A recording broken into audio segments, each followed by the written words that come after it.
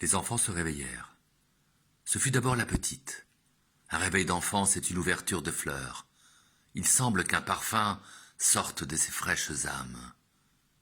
Georgette, celle de 20 mois, la dernière née des trois, qui tétait encore en mai, souleva sa petite tête, se dressa sur son séant, regarda ses pieds et se mit à jaser.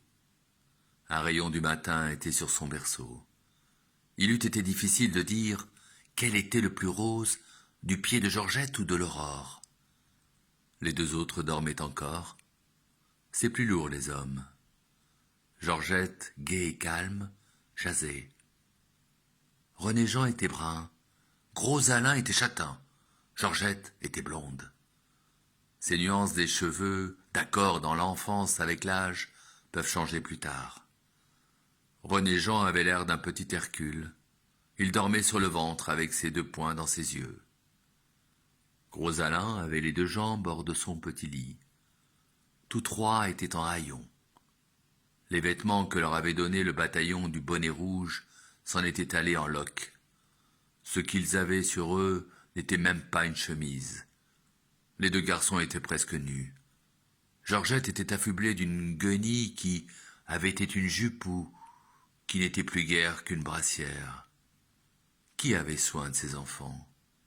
On eût pu le dire. Pas de mère. Ces sauvages paysans combattants qui les traînaient avec eux de forêt en forêt leur donnaient leur part de soupe. Voilà tout. Les petits s'en tiraient comme ils pouvaient. Ils avaient tout le monde pour maître et personne pour père. Mais les haillons des enfants, c'est plein de lumière.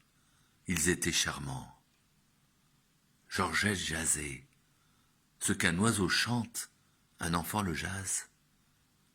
L'enfant a de plus que l'oiseau la sombre destinée humaine devant lui. De là, la tristesse des hommes qui écoutent, mêlée à la joie du petit qui chante. Le cantique le plus sublime qu'on pût entendre sur la terre, c'est le bégaiement de l'âme humaine sur les lèvres de l'enfance. Ce chuchotement confus d'une pensée qui n'est encore qu'un instinct contient on ne sait quel appel inconscient à la justice éternelle. Peut-être est-ce une protestation sur le seuil avant d'entrer. Protestation humble et poignante.